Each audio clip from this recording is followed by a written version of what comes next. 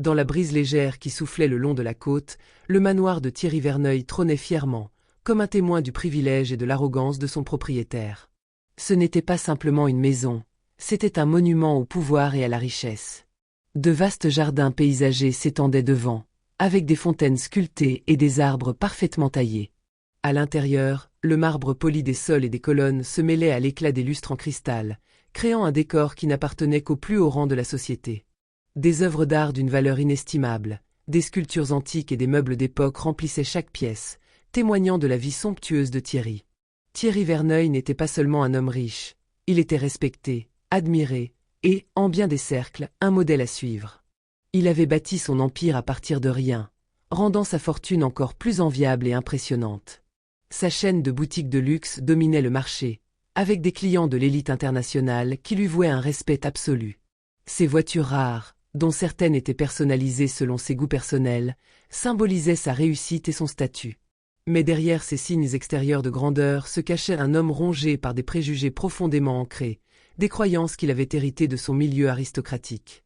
Thierry, bien qu'évoluant dans des cercles modernes et cosmopolites, portait un fardeau mental de discrimination que les gens comme lui, membres de la vieille élite, considéraient comme une vérité immuable. Thierry était convaincu que son monde était fait d'une hiérarchie rigide, une pyramide où les personnes comme lui, blancs, riches et bien établis, se trouvaient au sommet, tandis que les autres, en particulier les Noirs, étaient relégués au bas de l'échelle.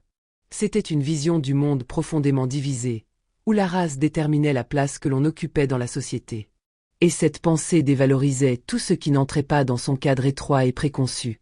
C'est ainsi qu'un jour, dans ce monde que Thierry croyait si bien maîtriser, Aïcha fit son entrée dans sa vie. Aïcha était une jeune femme noire, brillante et pleine de vie, issue d'un quartier populaire où les rêves étaient souvent écrasés par les dures réalités de la vie.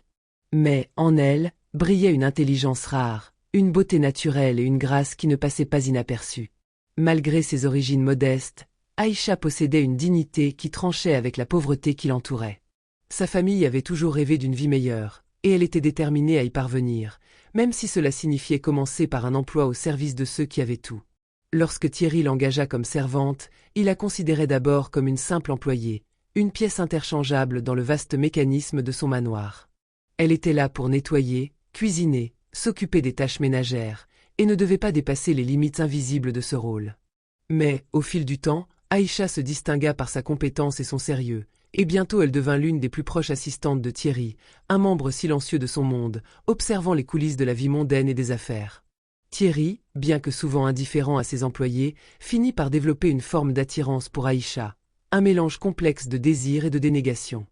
Il la regardait de loin, d'un œil à la fois condescendant et fasciné. Ses traits délicats, sa posture fière, et son calme face à l'autorité qu'il exerçait sur elle le troublaient. Il la trouvait belle, mais il ne pouvait pas s'empêcher de la reléguer à sa place, à celle de l'employé noir qui ne méritait pas de partager son monde. Ce fut un soir, alors que la chaleur de l'été s'était installée et que la mer murmurait en arrière-plan, que Thierry se retrouva avec Aïcha, dans une situation qu'il n'avait pas prévue. Ce qui avait commencé comme une simple attention de sa part, une brève conversation entre eux, se transforma rapidement en un moment de tentation. Sans réfléchir, dans l'ombre d'un désir naissant, Thierry succomba. Il la séduisit. Ce qui suivit fut une spirale de honte et de confusion. Thierry, tout en étant un homme de pouvoir, était également fragile dans ses convictions. L'idée qu'il avait agi sur un coup de tête avec une femme qu'il considérait comme une employée, une inférieure, le perturba profondément. Il n'en parla à personne, mais dans son esprit, il chercha à minimiser l'incident. Jusqu'à ce qu'Aïcha découvre qu'elle était enceinte. Le choc ne fut pas seulement celui de la situation, mais aussi du fait qu'une telle chose puisse arriver dans son monde. Aïcha, la femme noire, l'avait piégé dans une situation qu'il considérait comme indigne. La réalité de l'accident et la grossesse imprévue bouleversèrent Thierry. Ce qui l'effrayait par-dessus tout, ce n'était pas tant la grossesse elle-même, mais la honte qu'il ressentait face à la possible désapprobation publique. Une femme noire enceinte de lui, dans son manoir ? Cela ne pouvait tout simplement pas être accepté. Cette grossesse risquait de ternir l'image qu'il s'était soigneusement construite. Il commença à réfléchir à des solutions pour effacer cette erreur.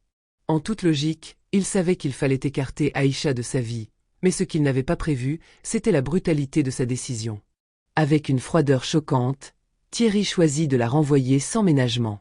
Elle fut expulsée du manoir, mise à la porte avec le ventre déjà rond, un avenir incertain devant elle, son rêve de s'en sortir devenu un cauchemar brutal.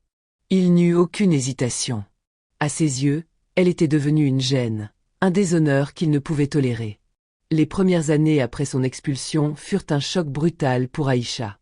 Elle se retrouvait seule, un ventre rond et un avenir incertain. Thierry, dans son arrogance et son déni, pensait que son rejet d'Aïcha briserait sa volonté, que son départ forcé de son manoir effacerait tout espoir d'avenir pour elle. Mais ce qu'il ignorait, c'était la force intérieure qu'elle possédait. Ce n'était pas une simple question de survie pour Aïcha, c'était une question de dignité. De la dignité d'une mère prête à tout sacrifier pour son enfant, et de la dignité d'une femme qui refusait de se laisser réduire à l'image qu'on voulait lui imposer. Aïcha vivait dans un petit appartement modeste, un lieu exigu et parfois insalubre, mais c'était chez elle, et c'était là qu'elle nourrissait ses rêves. Chaque jour, elle s'efforçait de se réveiller avec l'espoir de bâtir quelque chose de plus grand, de plus juste. Macan, son fils, grandissait vite, avec un sourire éclatant et un esprit vif. Aïcha lui racontait chaque soir les histoires de femmes fortes, de leaders, de guerrières, lui enseignant que sa couleur de peau ne serait jamais un obstacle à son succès. Les hommes de pouvoir cherchent à nous faire croire que nous sommes faibles, mais la vraie force réside dans la résistance à leur regard, lui disait-elle. Ce message allait marquer toute son éducation. Les premiers boulots étaient durs. Aïcha enchaînait les petites tâches, aide ménagère, couturière, serveuse, rien n'était trop petit ou trop ingrat. Elle se levait tôt, travaillait jusqu'à tard dans la nuit, économisant chaque centime pour permettre à Macan de fréquenter les meilleures écoles. Mais plus que tout, Aïcha savait que la clé de son ascension résidait dans ses talents, dans ce qu'elle portait en elle, un potentiel que le monde avait ignoré. Dès son plus jeune âge, elle avait développé un goût inné pour la mode, la couture et l'esthétique. Cela avait toujours été son rêve, mais la réalité de sa condition sociale, ses responsabilités familiales et l'environnement hostile dans lequel elle avait grandi lui avaient fait oublier ce désir.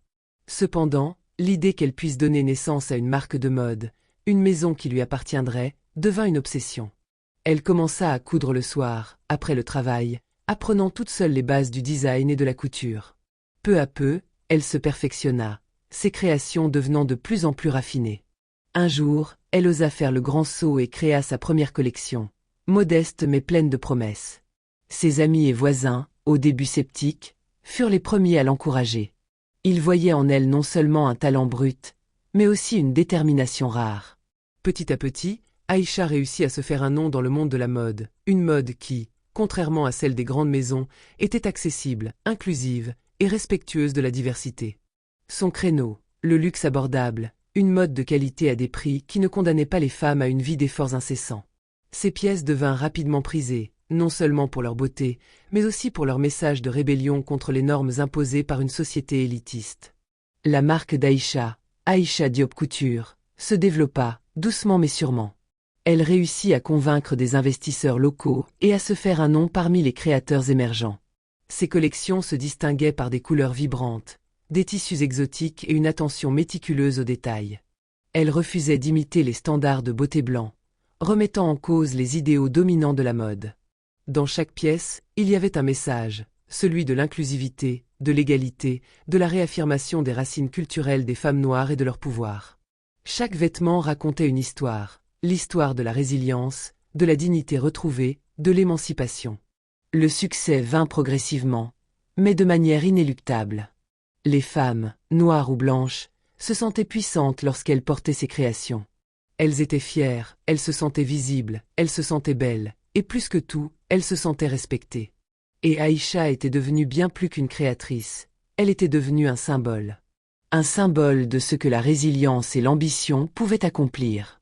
Son entreprise devint un pilier de la mode contemporaine, un exemple de réussite contre toutes les attentes. Macan, son fils, grandit dans cette atmosphère d'ambition et de résistance. Il était son principal soutien et le moteur de son travail. Chaque soir, elle lui parlait de ses rêves, de son héritage, de ce qu'elle avait accompli, non seulement pour elle-même mais pour eux deux. Macan, brillant et discipliné, se lança dans des études de finance et de stratégie pour renforcer l'empire familial qu'il comptait un jour diriger. Aïcha n'était pas seulement une mère, elle était une mentor, une source d'inspiration constante. Elle lui enseigna à voir au-delà des apparences, à ne jamais se laisser définir par ce que les autres attendaient de lui. Les années passèrent, et la maison d'Aïcha devint un succès national. Elle se diversifia dans le développement de sa propre ligne de maquillage, puis dans l'ouverture de plusieurs magasins à travers le pays. Elle consacra aussi une partie de sa fortune à sa fondation Macan, une organisation caritative dédiée à la promotion de l'éducation des enfants issus de quartiers défavorisés, leur offrant des bourses, des programmes d'apprentissage et des ressources pour qu'ils puissent, eux aussi, rêver d'une vie meilleure. C'est alors que le destin la rattrapa sous une forme inattendue. Thierry Verneuil, l'homme qu'il avait autrefois rejeté, se retrouva face à la réalité de ses propres échecs. Il avait continué sa carrière avec une façade impeccable, mais les fissures commencèrent à se faire sentir. Son empire, fondé sur une image superficielle et une absence de véritable éthique, commença à se fragiliser. Les journalistes se faisaient de plus en plus critiques à son égard, et des scandales éclataient autour de ses pratiques d'affaires et de ses relations douteuses. On le voyait moins comme un pilier de la société, et plus comme un exemple de l'élite déconnectée et corrompue. Mais c'est lorsque l'article sur Aïcha Diop apparut dans un grand journal, que Thierry ressentit le plus grand frisson de sa vie. Le titre, en lettres imposantes, annonçait la nouvelle. La créatrice de mode Aïcha Diop inaugure une boutique de luxe dans le quartier chic de la ville. En dessous, un sous-titre mentionnait sa fondation, la Fondation Macan, et son engagement en faveur de l'éducation des enfants défavorisés. Thierry, en voyant le nom d'Aïcha, ne put que se figer, un sentiment de panique glacée s'emparant de lui. Il comprit alors qu'elle était devenue bien plus qu'une simple créatrice. Elle était une figure de pouvoir. Une icône. Elle avait transcendé tout ce qu'il avait tenté de lui imposer, et son succès était bien plus grand que tout ce qu'il avait jamais espéré accomplir. Aïcha n'était plus une employée, une servante, ou même une simple femme de son passé. Elle était la personne qu'il aurait dû respecter et honorer dès le départ. Aïcha n'avait jamais cherché à se venger de Thierry, même si son départ de sa vie avait laissé une blessure. Elle avait pris une décision claire dès le départ. Elle ne se laisserait pas définir par la trahison ni par les stéréotypes auxquels elle était confrontée. Elle avait puisé sa force dans les épreuves, transformant sa douleur en un moteur de transformation personnelle et professionnelle.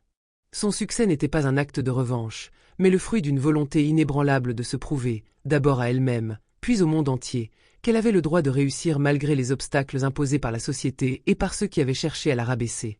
Lorsqu'elle croisa Thierry lors de cet événement mondain, elle sentit que le moment était venu, non pas pour se venger, mais pour clore un chapitre de sa vie. Elle le regarda dans les yeux, et à cet instant précis, tout le poids des années qu'elle avait traversées semblait s'épanouir dans son regard. Thierry, lui, avait changé. Ses traits marqués par les années et la pression d'une réussite construite sur des bases fragiles témoignaient de son propre combat intérieur. Il n'était plus l'homme sûr de lui qu'elle avait connu, celui qui lui avait imposé le silence par sa position et ses privilèges. Lorsqu'il se leva en la voyant, il tenta de jouer son rôle de maître de cérémonie, celui qui, malgré tout, restait au sommet de sa hiérarchie sociale. Mais Aïcha n'était plus la même femme.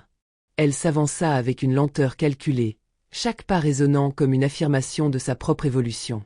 Lorsqu'elle arriva face à lui, elle ne ressentit ni rancune ni colère, mais un calme implacable.